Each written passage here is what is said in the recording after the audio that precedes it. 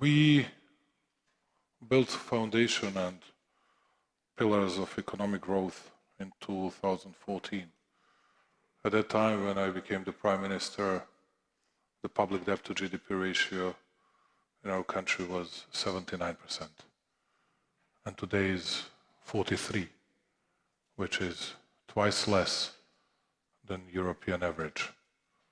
And I'm very much proud of this result. At the same time, we were able to boost our economic growth through the real development of three pillars.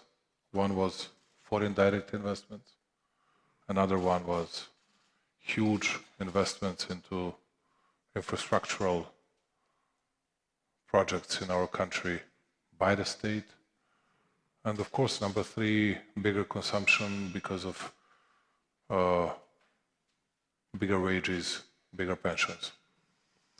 Now, some of these pillars are in jeopardy, partly because of global situation, partly because of internal issues we were facing in the last 12 months. Particularly, the level of foreign direct investments will go down. We'll have an exact figures in a few days. Still,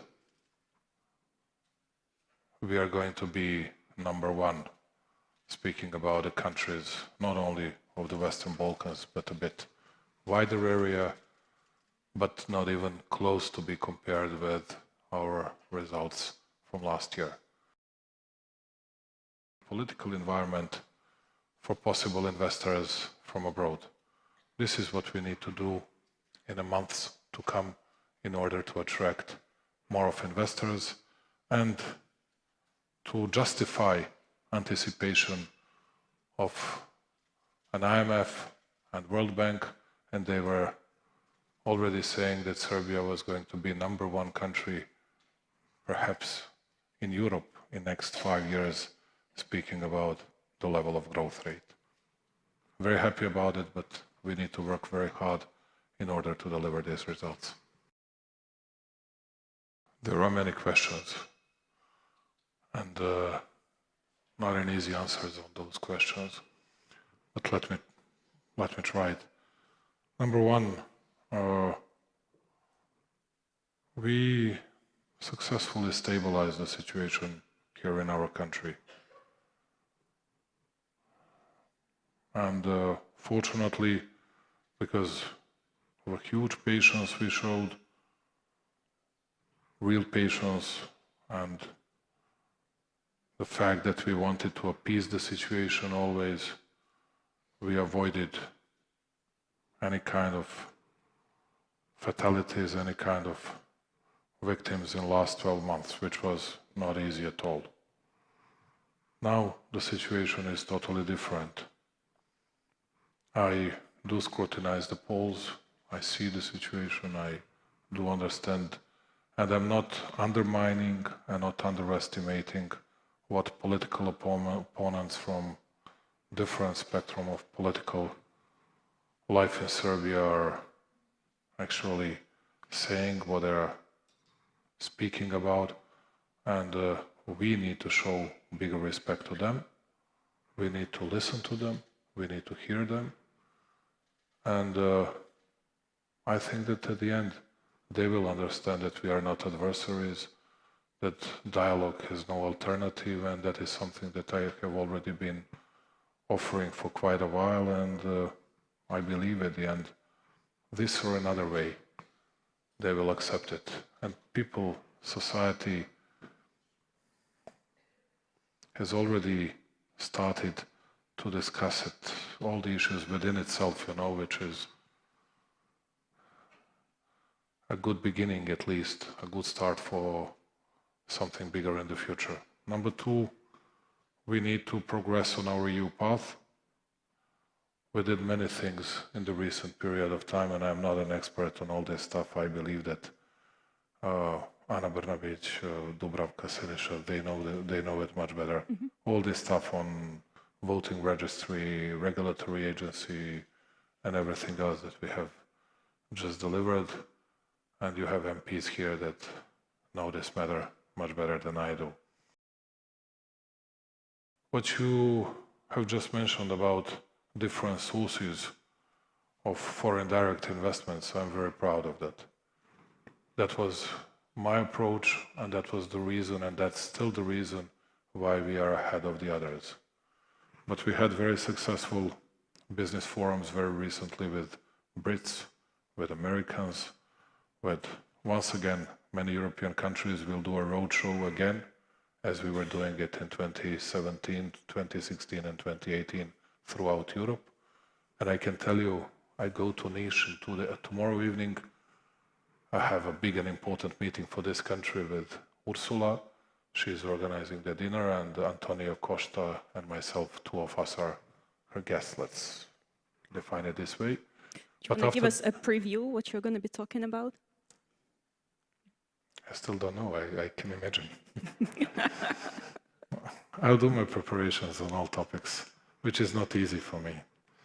And but what I wanted to tell you, day after, or immediately after that, I fly back not to Belgrade but to Niš, southeast Serbia, and day after we'll have two grand openings of one Italian and one Austrian factory in Niš, which is Ariston and Palfinger, and at the same time we're going to open more important stuff, some logistics centers and extension and expansion of science technological parks, and we'll announce new investments from existing companies, existing factories in Niš, which is important for us, mainly Europeans. And just for you to know one thing, when you speak about Western Balkans, Serbia is 54.5% of overall Western Balkans export to European Union in particular. And you know, when everybody speaks about all the others and forgetting and not mentioning Serbia, it doesn't look, to tell you the truth, natural. It doesn't look regular. That's what I think. It's like Mozart or Meridian odds, you know, offered by them in our country. These are big betting companies, just for you to know. And well, I cannot do that, but I can say what are the possibilities. Number one possibility is that, okay, Americans give an operating license or they revoke their sanctions against Russian entities, which is not very much likely to happen. We'll not speak about percent of that, but less than 10, let's say. Then I hope that we have a much bigger probability for Russians to sell their company majority of shares of oil industry of Serbia to some of their partners, doesn't matter where or from where that company is coming, and I hope that they will do it.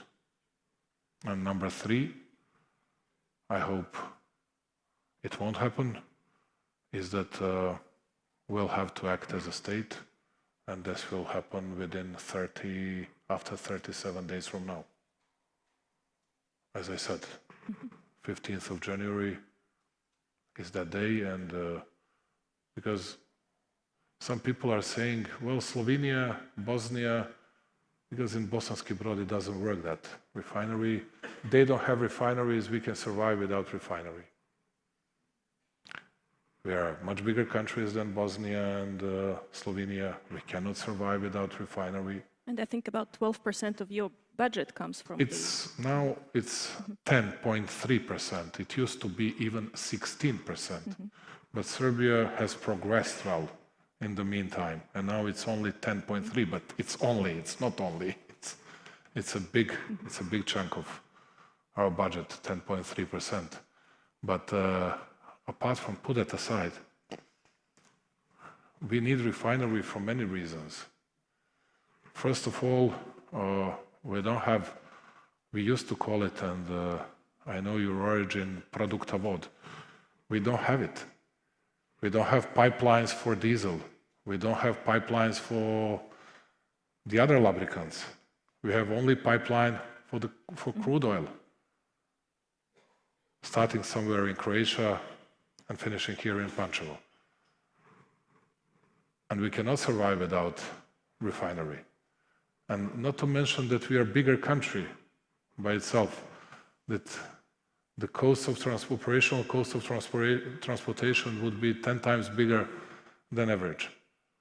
And not to mention the real issue that we are 30% owners of that company. What are we going to do? Put that company into bankruptcy? Yeah, because we are facing now secondary sanctions. Each morning when I wake up, you just go to your bathroom and see whether you're ready for your job or not. And I have to see whether there are new news on secondary sanctions, whether there are warnings against our central bank and commercial banks, and whether we'll have to react that early morning or not, because we don't want to destroy our financial system. Both monetary and fiscal system of Serbia are by far the best in the region. We are the only country that got investment rate in last year. An investment grade last year from Standard & Poor, and we are just a step behind getting it from Moody's and Fitch. And now, because of this situation, even our investment grade is in jeopardy in Standard & Poor because of the situation in the oil industry of Serbia. I hope Russia is selling it to their partners, but it's not going to be the real nationalization. We'll pay on escrow account a very fair price. We are not going to take anyone's assets, anyone's capital for free. We'll pay a big price to Russians if they don't sell it before that. We'll pay it on their escrow account, and that's it. Yeah. Russians don't. But we have to have enough oil. We have to have enough stuff on our gasoline stations, and that's it. And that's what everybody has to understand. 15th of January is the last day. That's it. No procrastination, nothing. It's not a nationalization. It's something that we would pay for. But let me once again repeat it. You know, I see you, dear Madame Kucko, for the first time. But I see here Mr. Vash, Bilčik, and the others. I was meeting them tens of times, at least, in the meantime. And as my friends, relatively good friends, they were always advising me, saying to me, Alexander, you put Serbia into a difficult position because of not imposing sanctions against Russia. Image of Serbia is jeopardized. They do understand a bunch of issues you're facing with, everybody does, but at the end, you have to align with that and that. And I was always rebuffing it and refusing it. And someone is, or still might be angry because we want to live regular lives. I don't believe in that. I think that Russians do understand everything. That's, I'm sure that they will, if they don't get sanctions revoked, that they will sell their company to the partner they want. But being furious or angry against Serbia on Serbia, I don't see the point.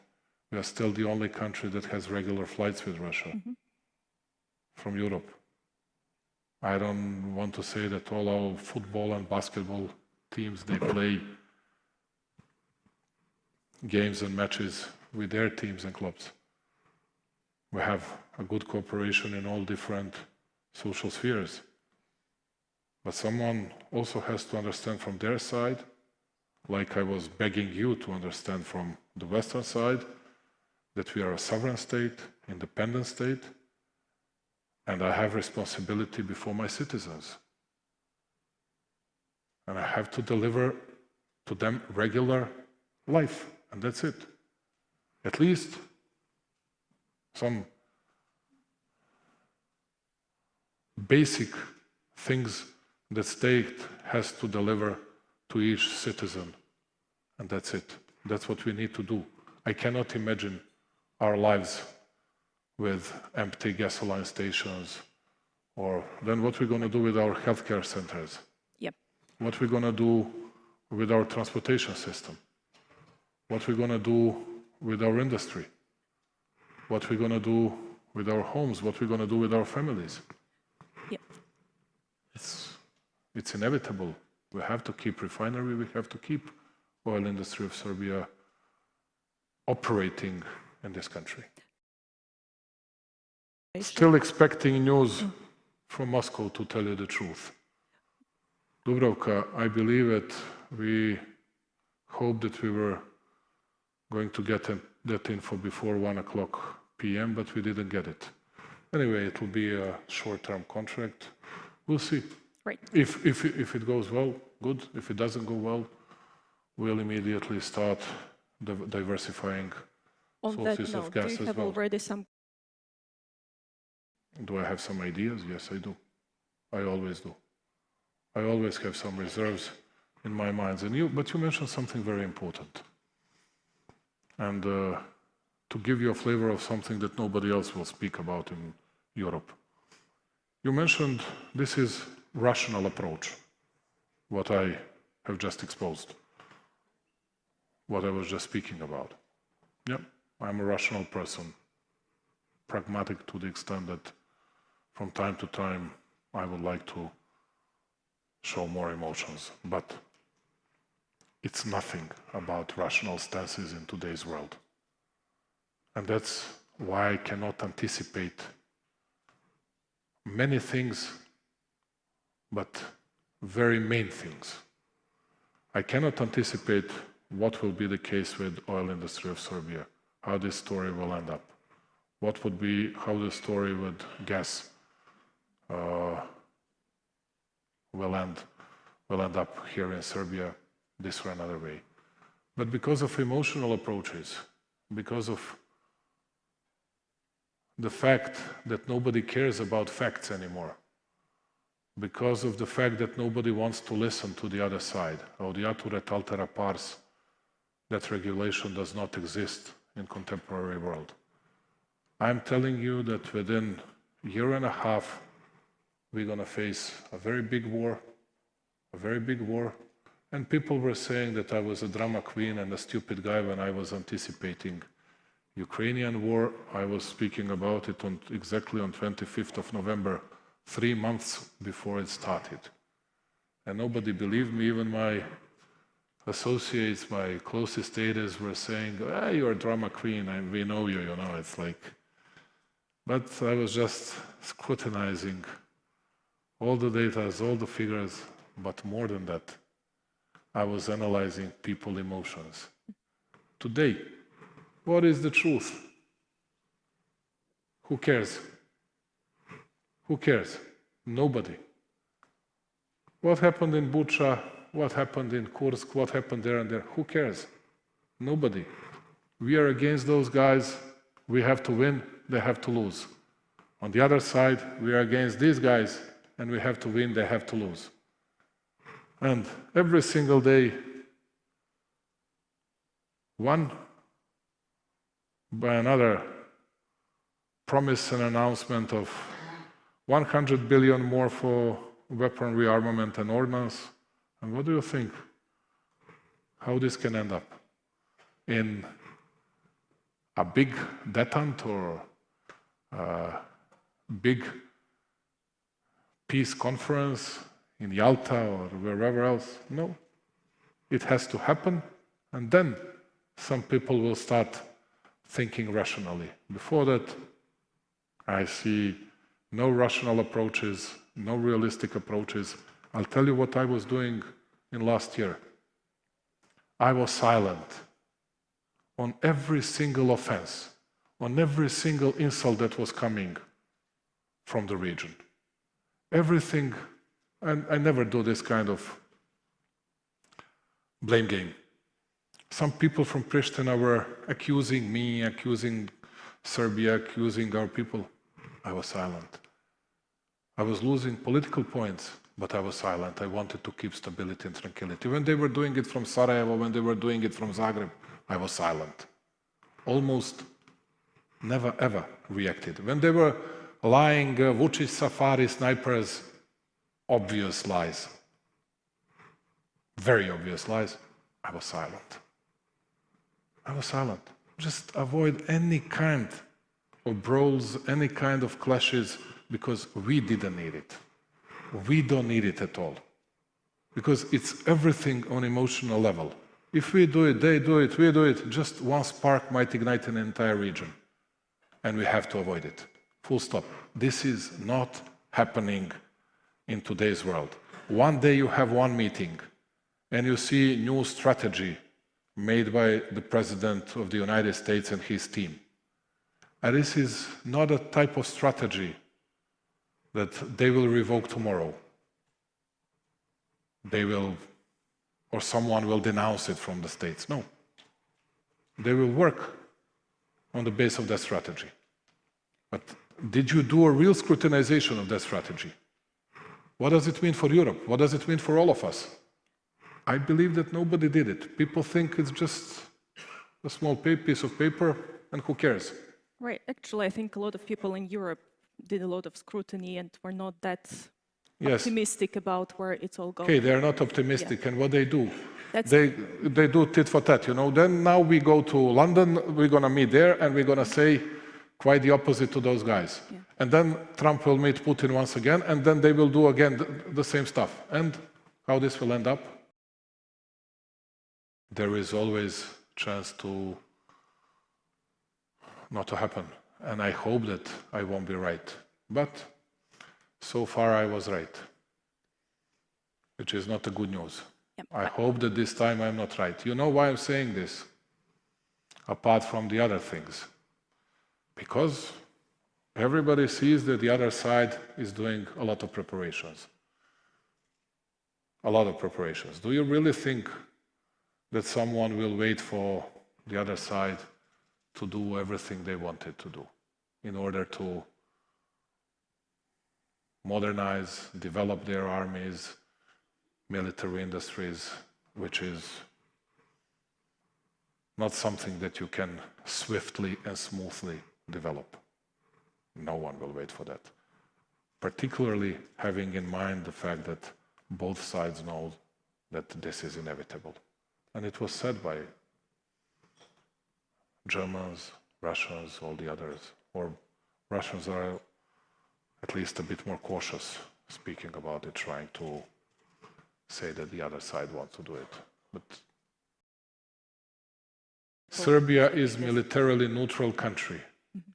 And I can tell you, till the end of my tenure, although I will remind you, 2022, March, April, May, Robert and Vlado, don't let me lie about us. There were hundreds of articles all over media spectrum and so-called liberal medias of Europe, United States, how Serbia was getting ready to attack countries in the region in order to support military efforts of Russia, and it was just a matter of moment, matter of time, nothing more than that. Nobody apologized to us, never ever. I'm telling you now, by the end of my tenure, which is April 2027, if I'm not mistaken, we won't be a part of any wars. Serbia is on EU path. This is our strategic goal. We'll do our best to keep our traditional ties with all our friends, but we know our path, and that's it. But we are not going to wage any wars. I'll tell you something. The biggest demonstrations ever in Belgrade were not last year, were not on 5th of October 2000. The biggest demonstrations we had actually happened in this country in 1908, after annexation of Bosnia and Herzegovina. Everybody was just asking to get guns and rifles, but thankfully to Stojan Novaković, we avoided that early clash with, that was one smart Serbian, we avoided an early clash with Austrians. Then we participated in the First Balkan War, Second Balkan War, First World War. We lost 28% of our overall population. Second World War, where Serbs lost 90%, speaking about anti-fascists, 90% of overall Yugoslav, or close to 90% of overall Yugoslav people. Then all the wars during 1990s and aggression against Serbia in 1999. We don't need... Yeah, Mr. President, we don't need continuation of that. We need peace, we need stability, we need tranquility, we need economic development, and we'll be very stubborn, very obstinate in keeping peace and stability. Mr. President, we have good relationship. I do understand his position, and he does understand Serbia's position. We started discussing what was the good news for me last time I spoke to him by phone. We didn't even speak about Ukraine because people started lying. We were discussing ammunition issues. No, we didn't even mention it. We spoke through an open line, but we spoke about some projects after the war. You wouldn't believe it. And I was very happy, was jubilant to hear it, that he was focused on things after the war. And about joint actions of Serbia and Ukraine in third countries where we have some good positions, economic actions.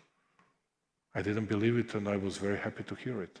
And I hoped at that time that we were getting close to an end of that clash.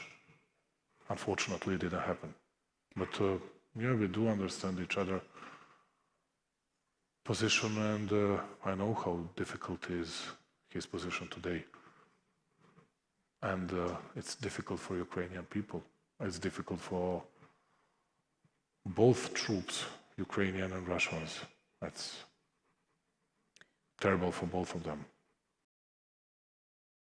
First of all, I have one idea for Europeans. Can I say it? Absolutely. You don't believe what I'm going to say. I do. I'm going to propose to them, and we'll say that to Ursula tomorrow. You see, I think that accepting all Western Balkan candidates or whatever, countries, entities, however you call it, all together as a full-fledged member states of European Union is by far the best idea. If you receive one or two or three of us, what are we going to do with the others? How are we going to cope with that? How are we going to tackle all the outstanding issues? And I know that all of us used to have a kind of egoistic approach. It's us, you know. Those guys are not aligned with us.